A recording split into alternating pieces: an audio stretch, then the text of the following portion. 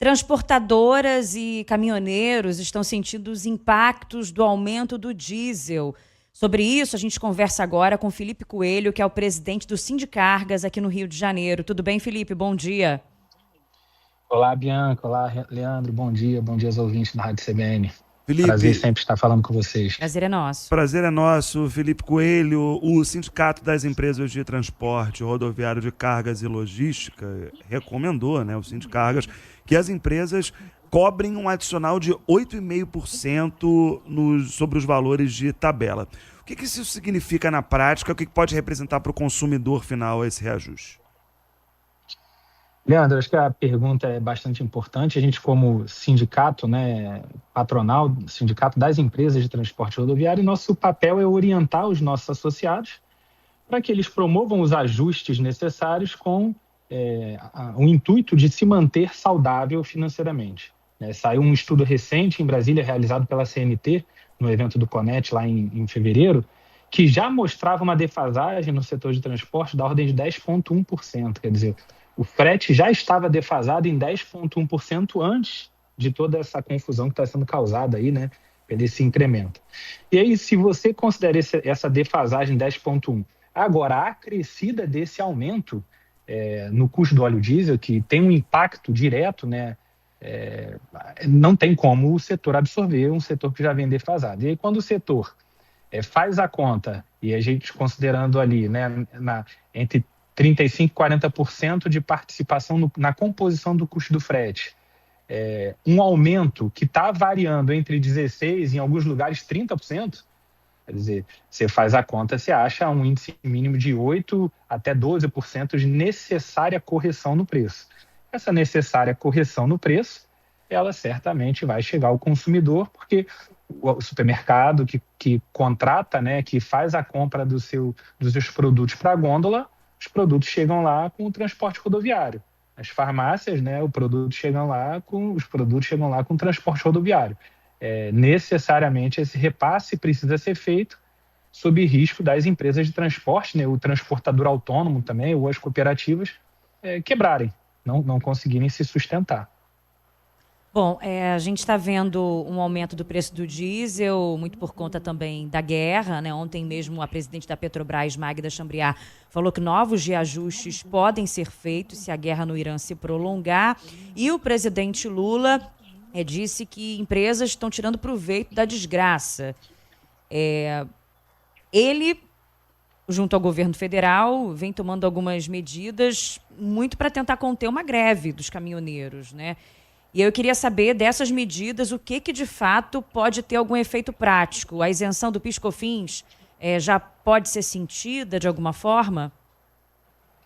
Olha, a isenção do PIS/COFINS ela veio no momento seguinte ao anúncio do aumento de preço pela Petrobras. Quando a Petrobras absorve para si, a gente tem uma dependência ainda da importação do óleo diesel, da importação dos insumos para a gente não faz aqui o refino. E quando a gente tem essa deficiência, a gente depende do óleo importado. Esse óleo importado, que compõe a cadeia de fornecimento, se eu tenho um concorrente interno vendendo a preço mais barato que o meu, eu deixo de importar. Quando eu deixo de importar, eu coloco sob risco a cadeia de fornecimento, uma vez que a Petrobras não tem capacidade de atender toda a demanda nacional. À medida que a Petrobras aumenta o seu preço e ela faz a subvenção posterior, ela aumenta o seu preço, o governo federal reage fazendo o quê? Reduz o PIS e COFINS, e ele, além da redução do PIS e COFINS, ele dá essa subvenção para que essas empresas também possam continuar competitivas e continuar mantendo o mercado brasileiro com suficiência de combustível para a sua operação. Agora, o que a gente vê na prática, uma coisa é o anúncio, outra coisa é o que chega para a transportadora, o que chega para o caminhoneiro autônomo no posto de combustível. Se você for fazer uma conta média falando de mercado de Rio de Janeiro, a anterior ali, e aí esses preços são negociáveis, óbvio, tem gente que compra mais barato, tem gente que compra mais caro, nós vamos falar aí de 32 centavos de contenção. Só a Petrobras anunciou 38 centavos de ajuste. Esses 32 centavos por litro que foi dado de contenção ali na isenção do PIS e COFINS, já sai da distribuidora com 38, né? Então, quer dizer, você fica com déficit ainda de 6 centavos. Só que na medida que ele vai passando a cadeia, ele chega no posto de combustível com valor bastante superior. A gente tem anúncios aí talvez o sul do país, né? E ali a região de São Paulo, Santos também são onde esses movimentos de greve geralmente nascem com mais força. A gente tem anúncios de carreteiros falando de óleo diesel a R$9 na bomba.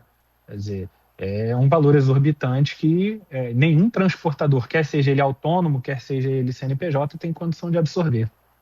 Nós estamos conversando aqui com o Felipe Coelho, que é presidente do Sindicargas Rio. Para a gente voltar aqui, para quem está nos escutando, né, o ouvinte do CBN Rio que está acompanhando esse debate, o aumento do preço do diesel, o que a Petrobras tem feito, que o governo federal tem feito, e recebendo um monte de boato nas redes sociais, mas para a gente colocar aqui num curtíssimo prazo o que pode acontecer especificamente com o frete ali de insumos básicos, né, de alimentos aqui no Rio de Janeiro.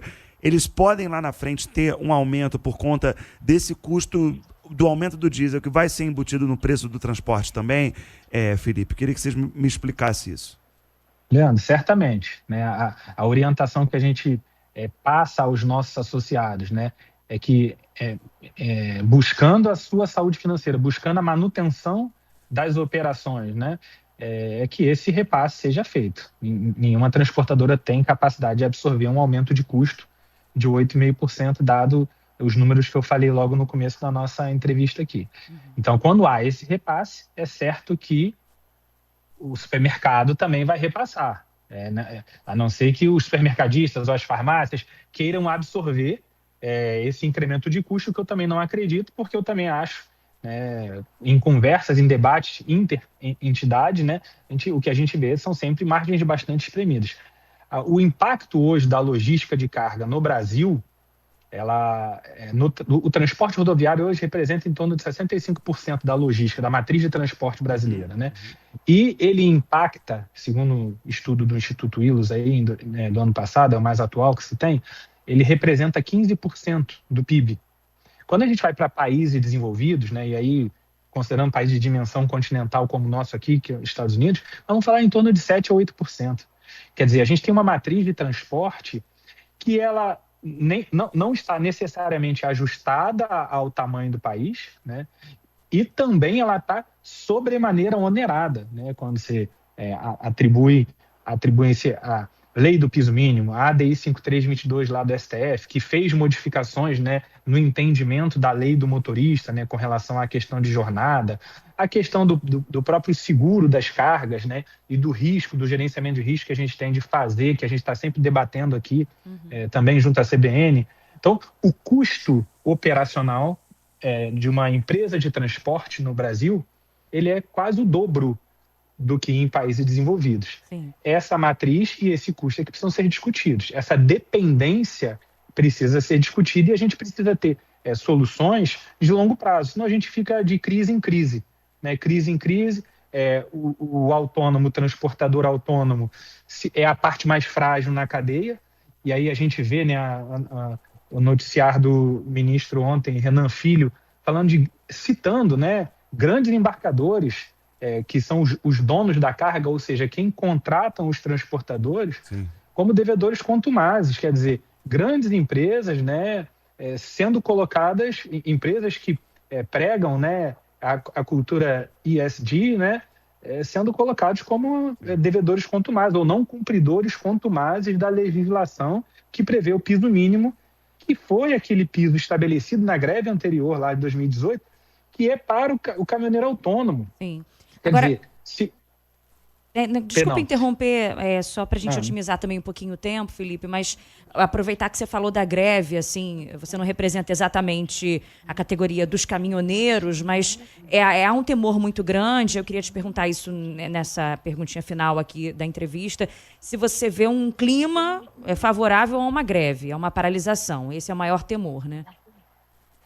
Olha, Bianca, o pleito do carreteiro é legítimo. Né? Agora, o que eu estou atualizado aqui, o que eu estou sabendo é que foi marcada para hoje à tarde uma reunião lá em Santos, né, para eles poderem deliberarem sobre isso. O pleito é legítimo, porque quando você vai tentar a renegociação para recomposição do custo, a justificativa é sempre que não, vamos aguardar, mas o caminhoneiro já está abastecendo no posto com o preço corrigido. Ok. Então, a gente fica sem saber onde isso vai dar, a gente tem que aguardar para ver o posicionamento deles. De fato, eles são parte do insumo que as empresas de transporte utilizam para fornecer a logística completa para o cidadão. Né? Ok. Então, é aguardar o pronunciamento deles hoje à tarde. Felipe Coelho, presidente do Sindicargas Rio, conversou aqui conosco no CBN Rio. Muito obrigado pelo papo, um abraço, até a próxima, Felipe, valeu. Obrigado, Leandro, obrigado, Bianca, sempre à disposição. Um abraço. Tchau, tchau.